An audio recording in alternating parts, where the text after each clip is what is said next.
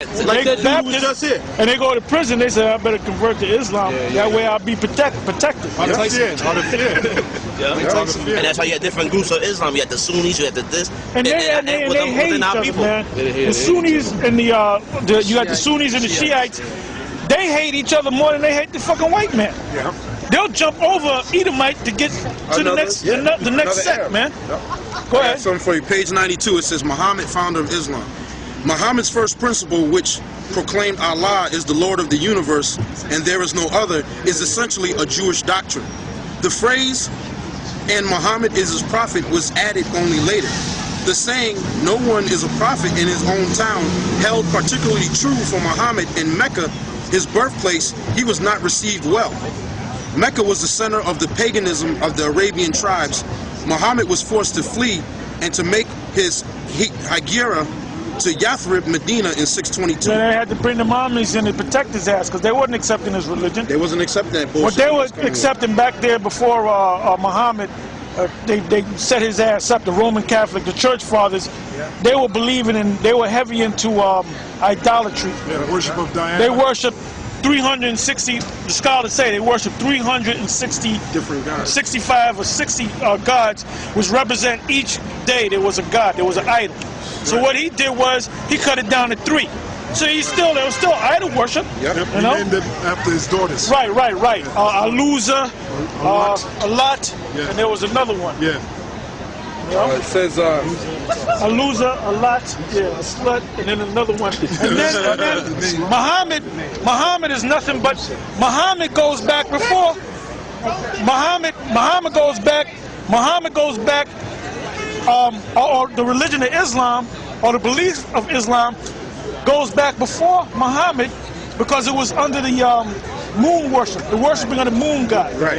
Which one of his name was Allah, which was the moon god. That's why the symbol of Islam is the crescent moon and the star. Right. You know. They say that because at night it was so hot during the day they used to travel at night, and that's what they used to guide. That used to be the only light. So they were worshiping. Yeah. And give me Deuteronomy 4 and 17. That's why they made that copper stone on top. The copper stone was nothing but, they said that was a meteorite sent by Allah for them to, that's not scriptural, man. They was worshiping that before Muhammad came on the scene. The Arabs were worshiping. You know what the Bible calls it? Cunningly devised That's fables. from the church fathers. Cunningly The devised moon god, well, another name for the moon god was Allah, and he had a wife, and the wife is supposed to be the sun goddess. All right? Deuteronomy 4 and 17. Start at 16.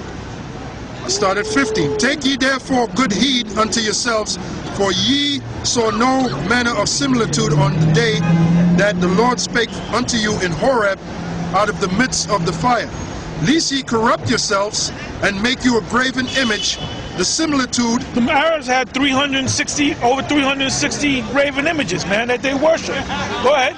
Lest ye corrupt yourselves and make you a graven image, the similitude of any figure, the likeness of male or female, the likeness of any beast that is on the earth, the likeness of any winged fowl that flieth in the air, the likeness of anything that creepeth on the ground, the likeness of any fish that is in the waters beneath the earth. And lest thou lift up thine eyes unto heaven, and when thou seest the sun and the moon and the stars, even all the host of heaven, shouldest be driven to worship them and serve them. That's what them people in Islam do. They worship the moon god, Allah. Go ahead.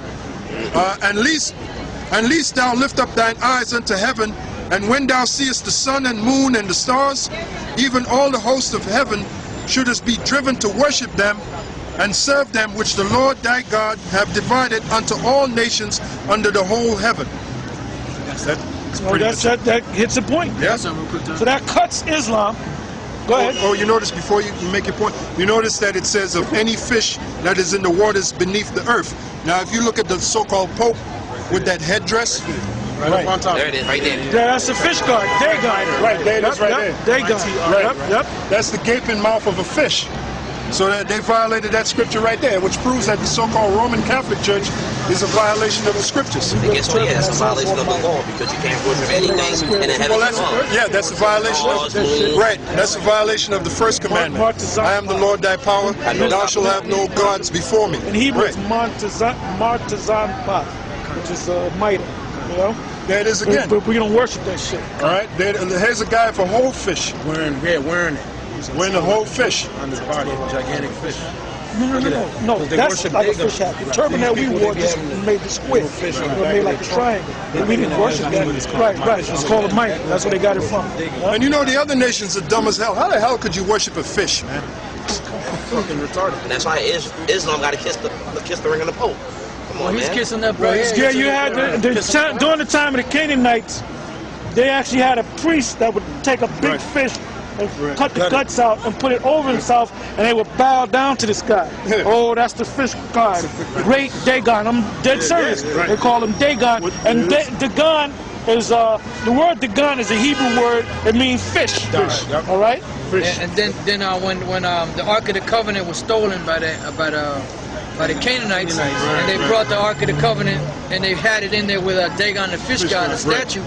They would wake up and the statue would be laying on the ground. It would fall down in the hands, everything be broken up on it. That was the Philistines when they took The Philistines. That's right, The yeah, Philistines. Dagon got his ass beat. Same motherfucking thing. Yeah. Canaanites, tall Canaanites. I just want to point out the reason why he's kissing the Quran because he knows that the Quran, the Islamic yes, goes back to the Roman Catholic Church. He knows Everything that Esau it's all connected. He knows that. That's why he's kissing that book. He knows that the black popes of Rome came up with that book, that so-called Quran, which the word Quran comes from the Hebrew Quran. To call. That right there is supposed to be Mary. That's supposed to be the king, the queen of heaven, Semiramis. Now look at Sabel, right? Which Sabel goes back to worshiping of Diana, which is Mary. Which is Islam worship. Now look at Sabel. Look at her head. What does she have on there? Fish. So it's all connected, man. It's all cunningly devised fables. All bullshit. That's right.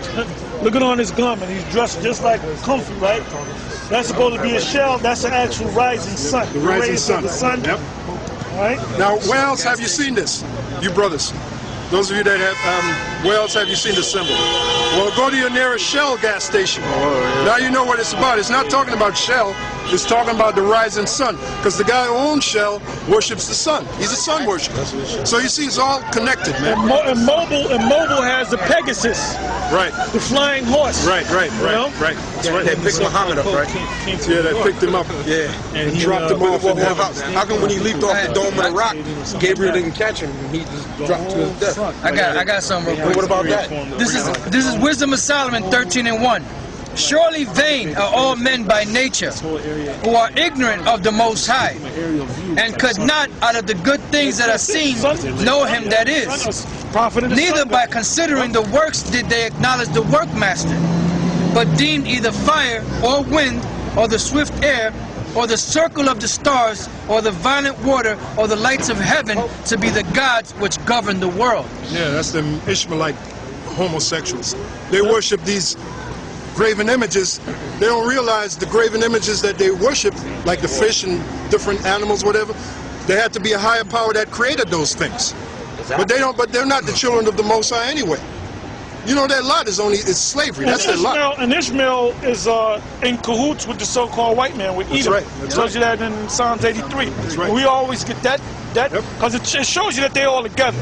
Now, if the so-called Arabs are supposed to hate the white man so much, shouldn't there be riots in the UN when they have their General Assembly? Right. You got the seat for Iran, then you got the Ahmadinejad come and make a speech, and the president has to be there. Right. Or his representative. Right. And the head of that is Esau. And the head of that is Esau. That's all new. They're all down with the New World Order, man. Yep. Oh, well, Psalms 83. Psalms 8, and they're all, you know what? They're all down with the New World Order, and they're all against us. They all want to destroy us. That's right. And you find that in Psalms 83. Psalms 83 and 2. Well, I'll start at 1. Keep not thy silence, O Yahweh. Hold not thy peace, and be not still, O power. For lo, thine enemies make a tumult, and they that hate thee have lifted up the head. They have taken crafty counsel against thy people. Who's the Lord's people? Israel, right? And it said that they're enemies. So Right. how can Edomite be saved when he's in the list of your enemies? Right. That hasn't changed. Right, right. Moses said he's not a man that he should change. That's contradictory. So Esau can't make it because Can't he's make your it, sworn enemy. That's right.